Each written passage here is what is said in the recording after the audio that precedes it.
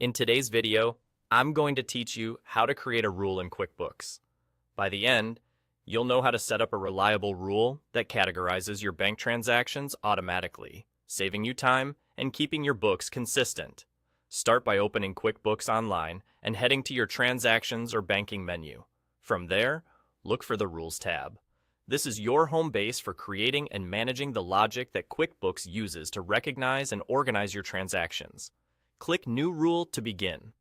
Give your rule a clear, descriptive name so you can recognize it later. Think of something like monthly software subscription or client deposits. Next, choose whether the rule applies to money coming in or money going out. Money coming in refers to deposits, customer payments, or other income, while money going out covers expenses such as subscriptions, utilities, or vendor payments. Picking the correct direction ensures QuickBooks looks for the right type of transaction. Now set the conditions that will trigger the rule. A common approach is to use the transaction description and specify that it contains a particular keyword, like the merchant name that appears on your bank feed. You can add multiple conditions to make the rule more precise, which is helpful if similar transactions appear in your feed. The goal is to be specific enough that the rule reliably catches what you want, without accidentally capturing unrelated items. Once your conditions are set, tell QuickBooks what to do when it finds a match.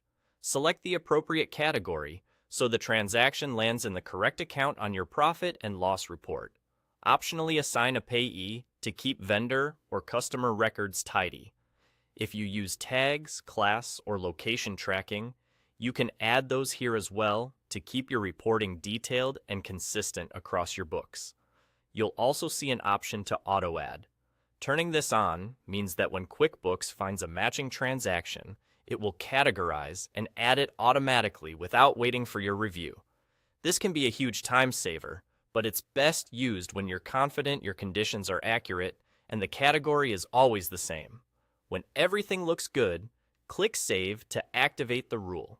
From this point on, QuickBooks will apply it to matching transactions, streamlining your workflow, and reducing repetitive data entry.